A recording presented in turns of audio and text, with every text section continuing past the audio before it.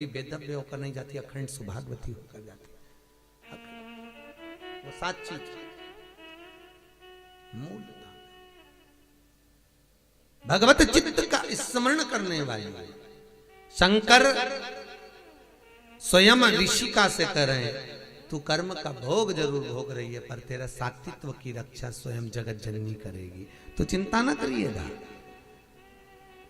तो चिंता बिल्कुल ना करना, स्वयं जगदम्बा करेगी। और आया समय भगवान शिव का जो शिवलिंग, छोटा सा शिवलिंग, बिल्कुल छोटा सा, जिसका पूजन ऋषि का रोज करते।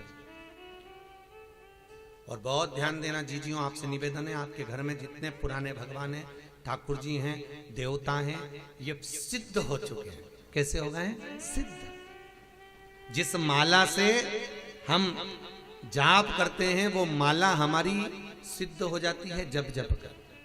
जिस आसन पर बैठकर हम भगवान की कथा सुनते हैं, जिस आसन पर बैठकर हम भजन करते हैं, जिस आसन पर बैठकर हम स्मरण करते हैं, वो सिद्ध हो जाती है हमारी सिद्धता। बड़ा क्रम है हमारा सिद्धता, तो बड़ी सिद्ध है आपके घर में जो भगवान है। तो भगवान स्वयं कह रहे हैं, भोलेनाथ जी कह रहे हैं कि ऋषिका, जिस शिव की तू आराधना करती है ऋषिका, जिस शंकर का तू पूजन करती है ऋषिका, जिस शिव का तू अनुमोदन करती है, तेरी रक्षा करने वाला यही शिवलिंग है, बस यही।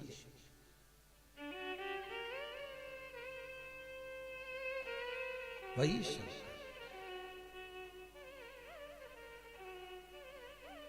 अच्छा, बहुत ध्यान देना, कई लोग कहते हैं शंकर जी घर में नहीं रखना। एक वो महाराज आ गए थे पहले टीवी पे, उन्होंने सबके घर के शंकर जी को निकलवा के पीपल के पेड़ के नीचे रखवा दिया, भगवान ने उनको ही निकाल दिया। बढ़िया सोफे मोफे पे बैठ के सबको बताते रहते थे। उन्होंने एक दिन शंकर जी को निकला, शंकर जी घर में नहीं होना, सबको निकल, शंकर जी ने उनको निकलवा दिया। ले चल, नहीं, शिव महापुराण की कथा कहती है शंकर अपने घर में है तो बड़ी बीमारी हमारे घर में प्रवेश नहीं कर सकती। शिव यदि है, शंकर है। आप लोगों ने कभी वास्तु शास्त्रियों से मिले, वास्तु की जो बताते हैं टिप्स वगैरह, तो वो घर में आपको कहते हैं घर के अंदर जो मंदिर होता है उस मंदिर में शिखर नहीं होना चाहिए। बोलते कि नहीं बोलते? शिखर नहीं होना। क्यों कहते? कभी उन वास्तु शास्त्रियों से पूछा कि मंदिर घर में है तो मंदिर में शिखर क्यों नहीं होना चाहिए? तो वो वास्तु शास्त्री कहेंगे कि घर में अगर शंकर का शिवलिंग है तो शिखर की जरूरत ही नहीं है।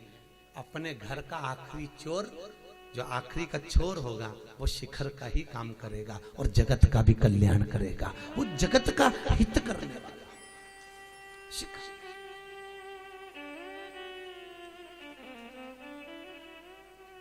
उनसे पूछोगे वो बताएंगे आपको कि मंदिर में अगर शंकर है, मंदिर में अगर शिव विराजमान है, मंदिर में अगर भोलेनाथ विराजे हुए हैं, तो फिर क्या सोचना? फिर नहीं सोचना, शंकर है, शिव है, बैठे हैं। अब एक दिन ऋषि का शिव की आराधना में लगी थी, युवानी अवस्था हो गई, और युवानी अवस्था में जब जवान हो गई, बड़ी सुंदर थी वो, अति रमणीय, अति सुंदर, बहुत सुंदर, बहुत सुंदर। और इतनी सुंदर ऋषिका, इतनी सुंदर थी, शिव का भजन कर रही थी। वहीं पर एक मूड नाम का राक्षस है। क्या नाम था उसका? मूड। और मूड नाम का राक्षस आया और उस मूड नाम के असुर ने आकर जब ऋषिका को देखा तो देखकर उसकी चित्त वृत्ति में, उसके मन में ऋषिका के प्रति प्रेम जागृत हो, काम उत्तेजना जाग, और वो ऋषिका को अपना बनाने के लिए प्रयास कर रहा, और ऋषिका को अपना बनाना चाहिए। बहुत ध्यान दीजिए, एक कथा आपने भागवत जी में सुनी होगी, पवन रेखा की। कौन? कंस की मां, राजा कंस की मां पवन रेखा रजस्वला धर्म के, कौन से धर्म के? रजस्वला धर्म, जो नारी 7 दिन काम नहीं करती, उस रजस्वला धर्म के चौथे दिन बाल धोकर वन में चली गई थी। पवन रेखा, भागवत जी में पंडित जी ने आपने को सुनाया होगा, कंस का जन्म। पवन रेखा चौथे दिन बाल धोकर रजस्वला धर्म के चतुर्थ दिवस में केश धोकर बाहर निकल गए। स्त्रियां धोती हैं बाल तीसरे चौथे दिन, केश धो ले गई वन में। पवन रेखा की सुंदरता को द्रुमलिक नाम के राक्षस ने देख लिया, बड़ी सुंदर है। और पवन रेखा के पति उग्रसेन जी का रूप रखकर वो द्रुमलिक राक्षस पवन रेखा के घर में चले गया, उन्हीं के साथ रहने लगा और उसी के द्वारा गर्भ ठेर गया पवन रेखा का। जो औलाद पैदा हुई वो कंस जैसी पैदा हुई, राक्षस कंस पैदा, वो द्रुमलिक नाम के राक्षस का संतान। कंस कितने भाई थे? अरे जम के बोलो जरा। कृष्ण कितने भाई थे? नहीं, कृष्ण पूरे कितने थे? 8। कितने थे? 8। 6 तो वो, 7वें नंबर के दाऊद जी और 8वें नंबर के कनिंग। कृष्ण कितने भाई हैं? 8। कंस कितने भाई हैं? 8। कंस कितने भाई हैं? 8। और 8 भाई राजा कंस के स्वयं को मिलाकर जब 8 है, तो जो 7 भाई थे कंस के, वो भगवान की भक्ति में डूबने वाले थे, स्मरण करने वाले थे, दान पुण्य करने वाले थे, नाम कीर्तन करने वाले थे, नाम स्मरण करने वाले थे। कंस के 8 भाई, थोड़ा प्रश्न बढ़ाइए, कंस के 8 सातों के सातों भगवान की भक्ति में डूबने वाले। और जो 8वें नंबर का जो कंस था वो गलत काम करने वाला। तो सबको आश्चर्य हुआ, बात क्या हुई? तब मालूम पड़ा कि पवन रेखा के गर्भ में जो संतान थी वो द्रुमलिक नाम के राक्षस की थी, इसलिए 8वां गर्भ बिगड़ गया, अष्टम गर्भ खराब। 8 तब मालूम पड़ा। अब मूढ़ नाम का असुर राक्षस ऋषिका को अपना बनाना चाहता था। ऋषिका भजन में डूबी हुई थी। बहुत ध्यान देना साहब, राजा श्वेत भजन में डूबे, मृत्यु देवी को भी मरना पड़ा था, यमराज के भी प्राण छूट गए थे महाराज, यमराज के, राजा श्वेत के कारण।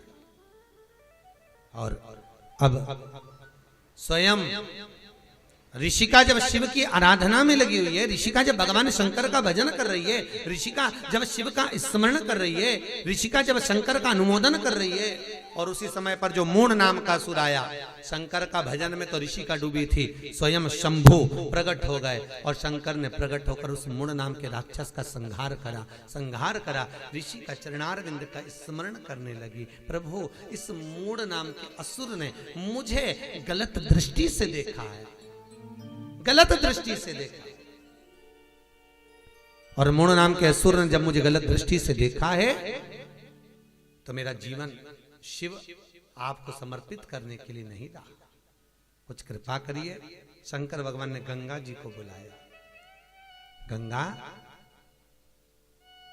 इस ऋषिका ने जिस शंकर के शिवलिंग की पूजन करी है, वो शिवलिंग नर्मदा जी के तट पर यहां नंदिकेश्वर के नाम से विराजमान होगा।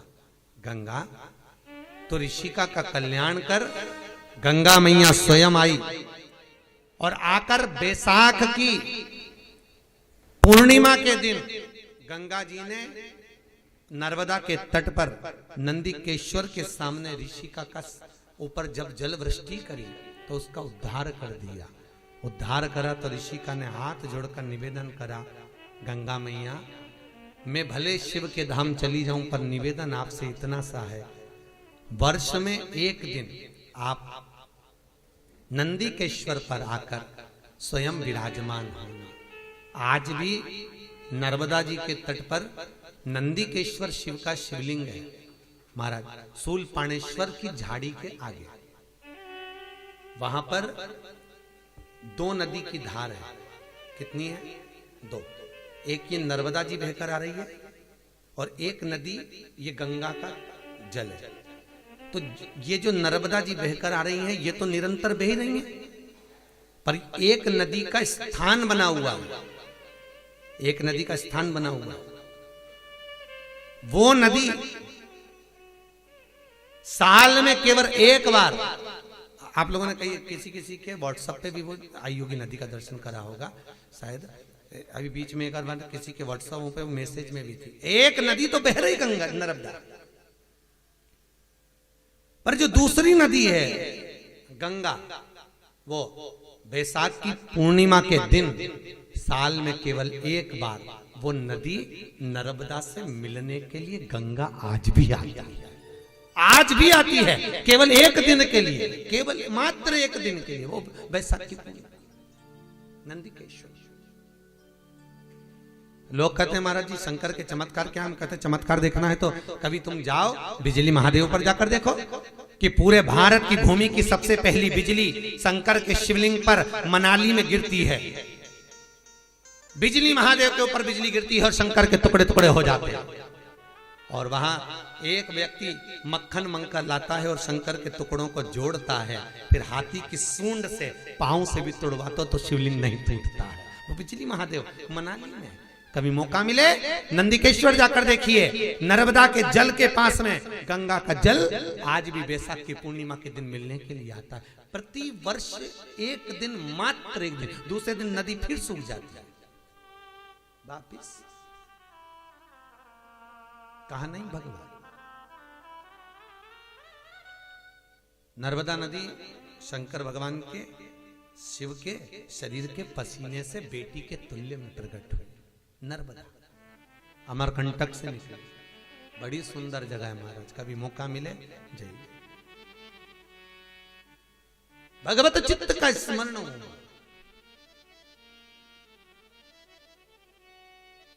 पूरी दुनिया में सारे शिवलिंग पर चढ़ाई हुई वस्तु को नहीं खाया जाता, पर नर्मदेश्वर नर्मदा के जल से निकला हुआ शिवलिंग पर चढ़ी हुई वस्तु खाई जा सकती है, वस्तु पाई जा सकती है, उसका स्मरण किया जा सकता है।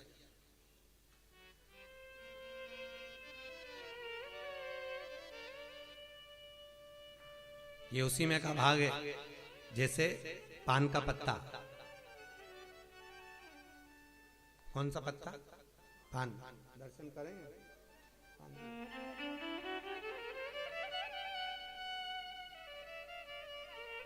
ये पान का पत्ता।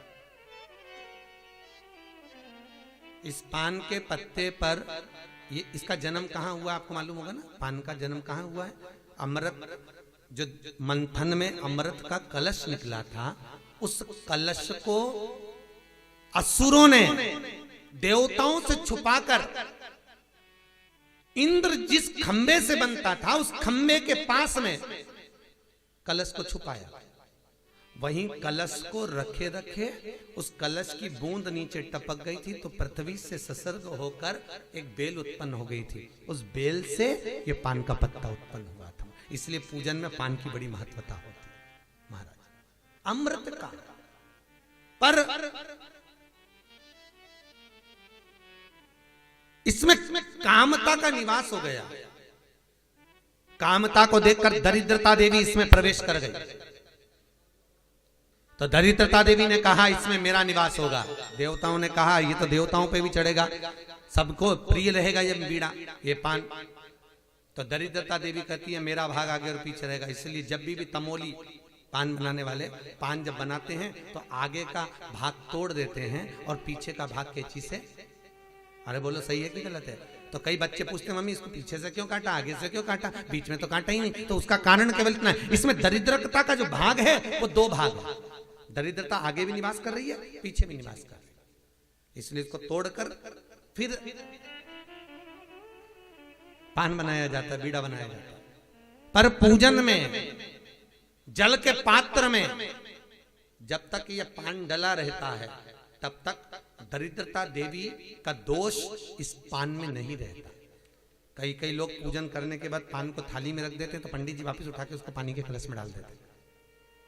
डालते कि नहीं डालते? वापिस पानी के कलश में, क्योंकि अलग रहेगा तो दरिद्रता का भाव रहेगा, उसमें डला रहेगा। तुम किसी तमोली की दुकानों पर भी जाकर देखना, जो पान बेचते हैं वो अगर पान का ढेर रखेंगे तो बार बार पान पर पानी का छींटा देते रहेंगे। देते कि नहीं देते? पानी का छींटा देते रहेंगे, उसको गीला रखेंगे। भले पानी से वो सड़ रहा है, पानी से गल रहा है, तो भी उस पर जल का छींटा देंगे, क्योंकि पानी में जब तक है तो उसमें दरिद्रता का भाव नहीं। पानी से सूखा दरिद्रता का भाव प्रकट हो जाए। तो शंकर का जो मिलन है महाराज, शिव कह रहे हैं तू गंगा नर्मदा के इस नंदिकेश्वर तू आ और मिल।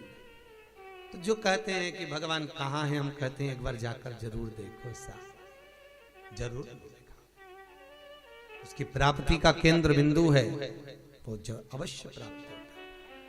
शंकर की कथा कहती है ऋषिका शिव के धाम में चली जाती है, देवताओं ने पुष्पों की वृष्टि करी है, गंधर्व गान करे हैं, अप्सरा नृत्य करी, चारों तरफ सुख समाहित हो जाता है, सुख समाहित। इधर भगवान शिव की कथा कहती है, शंकर भगवान अनुमोदन करते, आनंद के सुख की राशि है, सुंदर मंगल विवाह प्रसंग का स्मरण हुआ।